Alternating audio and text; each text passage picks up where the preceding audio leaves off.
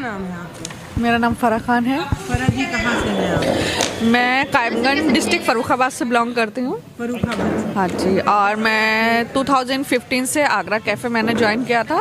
और उसके बाद 2016 में मैं लखनऊ में आई थी, तब से मैं यहाँ पे हूँ। कैसा लगता है इस कैफ़े के बारे में, लोगों से फीडबैक कैसा मिलता है? देखिए, फीडबैक तो ज़्यादातर अच्छा ही मिलता है, क्योंकि मतलब हम लोग जो काम कर रहे हैं, फाइट करके हम लोग इतना आगे आए हैं, लोगों को मोटिवेट कर रहे हैं, तो फीडबैक अच्छा भी मिलता है। लेकिन हर चीज़ 100% अच्छी नहीं होती है।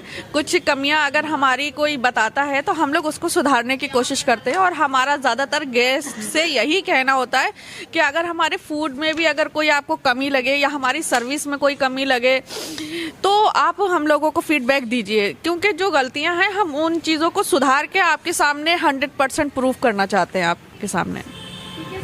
आप लोग खुद ही कुक करती हैं, जैसे कॉफ़ी या कुछ भी? नहीं, कॉफ़ी तो हम लोग मशीन है तो उससे बना लेते हैं। बाकी जो चाइनीज़ इंडियन जो भी है फूड, वो अंदर शेफ़ बनाते हैं, क्योंकि हम लोग ज़्यादा हीट के पास नहीं जा सकते हैं। तो शुरुआत में मतलब आप लोगों का क्या काम होता है कैफे में? सर्व करना? हाँ जी, हम लोग ऑर्डर लेते हैं कस्टमर को। मतलब अगर कस्टमर संस्था के बारे में, शुरोज़ के बारे में जानना चाहते हैं तो उन्हें हम लोग, हाँ, तो हम लोग बहुत सारी चीज़ें जो जो यहाँ पे है वो सब बताते हैं। और जो जो स्ट्रगल हम लोगों ने करा है वो भी शेयर करते हैं। तो बस इसी तरह से हम लोग करते हैं। मेरे ऊपर ऐसे अटैक 2011 फरवरी को हुआ था, और ऐसे अटैक मेरे हस्बैंड ने किया था।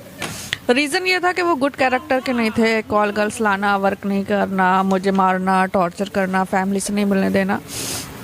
6 साल तो मैंने बहुत कोशिश की थी कि मैं इस रिश्ते को मतलब निभा पाऊँ, लेकिन वो एक साइड से तो कोशिश करना बेकार ही होता है। लेकिन फिर मुझे ऐसा लगा कि लाइफ बहुत ही खूबसूरत है और जो हमें एक बार मिलती है हमें अच्छे से जीना चाहिए।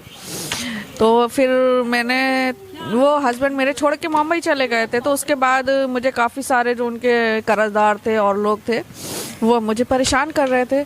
और उसके अलावा मैंने ऐसा माहौल कभी अपने घर में देखा नहीं था। मतलब कोई कर्जदार दरवाजे पे आए और इस तरह से मतलब गंदे तरीके से बात करे या ऐसा बिल्कुल भी मैंने, मतलब हमारे घर में हमारे पापा, मम्मी और 3 भाई और हम, लेकिन हम लोगों में कभी मतलब एहसास ही नहीं हुआ कि ये सारी चीज़ें भी होती हैं। बहुत छोटी सी दुनिया थी, उसमें हम लोग खुश रहते थे। लेकिन जब ये सारी चीज़ें देखी तो एक हर इंसान की लिमिट होती बर्दाश्त की। तो वही मेरा साथ था कि मैं भी ज़्यादा बर्दाश्त नहीं कर सकती हूँ। मैं इंसान को एक लिमिट तक बर्दाश्त करती हूँ, फिर उससे ना, मेरा सीधा सा मानना, जो हमें तकलीफ़ दे रहा है उसे अपनी लाइफ से अलग कर देना चाहिए। तो बस वही वो डिवोर्स देना नहीं चाहते थे और हमने डिवोर्स लिया। उसके लिए मैंने मतलब अपने रिलेटिव से भी मुझे फ़ाइट करना पड़ी। बस सिर्फ इतना था कि मेरे मम्मी पापा ने, भाइयों ने कभी मुझे किसी चीज़ के लिए फोर्स नहीं करा। उनकी तरफ से फुल सपोर्ट था। लेकिन हमारे यहाँ पे ये कहते हैं कि मतलब शौहर सर का, शौहर सर का ताज है और वो अच्छा करे बुरा करे उसको निभाओ, मतलब दूसरी शादी नहीं करना है। तो मैंने कहा था हमारी भी जिंदगी है।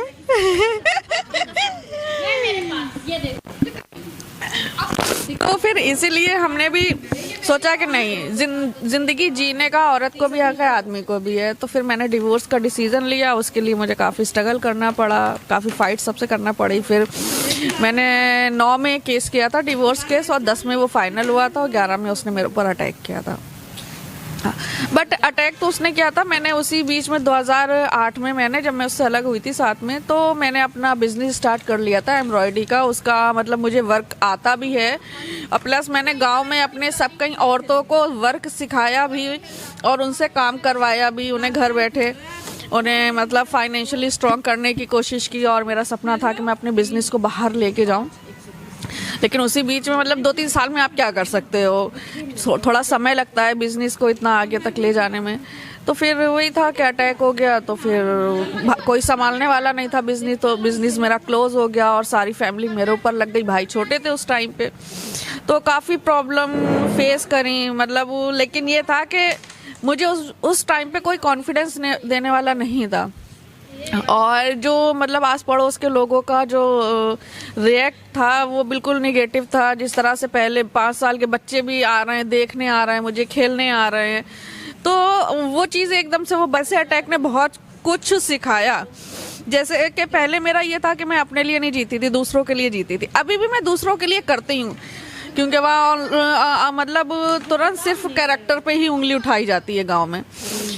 लेकिन उन सारी चीज़ों को भी मैंने फेस किया और मैंने कहा मुझे खुद को प्रूव करना है, और यही था। महिलाएं आपके यहाँ सीखने आती थी, वो महिलाएं भी आना बंद कर दी एक समय के बाद? हाँ, फिर वो महिलाएं नहीं आई। बस शुरू में जब, क्योंकि ये पहला ऐसा केस था हमारे गांव में और कभी मैंने भी नहीं सुना था और लोगों ने भी नहीं सुना था, तो देखने तो उस वक्त आए थे जब केस हुआ, लेकिन उसके बाद फिर धीरे धीरे कोई नहीं आया। तो वो चीज़ें मुझे थोड़ा सा निगेटिव भी लगी, लेकिन लोगों ने मेरे मुंह पे मतलब कमेंट करे, अरे ये तो अंधी हो गई है, अरे ये तो ठीक नहीं होगी। लेकिन मेरे अंदर एक अंदर से जुनून था, नहीं मुझे ठीक होना ही है और मैं पहले की तरह हो जाऊंगी। हालांकि मुझे नहीं ये पता था, मैंने यही सुना था कि सर्जरी से इंसान ठीक हो जाता है, चेहरे बदल जाते हैं, फेस वैसी हो जाता है, लेकिन ये सब मतलब फेक बातें हैं। अब समझ में आती है। 4 साल जब मैं बेड पे थी तो बॉडी वही एक तार हो जाती जब आप काम नहीं करते। सिर्फ रूम से हम बाहर निकलते थे बस वॉशरूम के लिए, और उसके बाद बस अंदर रूम में ही रहते थे, तो कुछ काम वाम नहीं करते थे, पड़े पड़े बॉडी वैसी हो गई थी। लेकिन ये था कि एक वक्त ऐसा आया कि मेरे पास बिल्कुल पैसे ख़त्म हो गए, ट्रीटमेंट रुक गया और कोई सपोर्ट नहीं था, गवर्नमेंट कोई सपोर्ट नहीं था और रिलेटिव का सपोर्ट नहीं था, किसी का कोई सपोर्ट नहीं था। फिर मुझे ऐसा लगा कि नहीं अब तो कुछ करना चाहिए। तो घर में मैंने जो हम लोग जिसमें चने मूंगफली खाते हैं लिफाफे, तो वो मैंने बनाए। वो 24 रुपीज़ का 1 kg था। वो मैं सारा दिन बैठ के बनाती थी, पर वो बनते नहीं थे। 1 kg 24 रुपये भी नहीं कमा पाते थे। लेकिन हम ये सोचते थे अब, क्योंकि आई में मेरा विज़न नहीं था, तो कैसे क्या करेंगे, मतलब इसका ट्रीटमेंट कराना है और ट्रीटमेंट काफ़ी कॉस्टली होता है।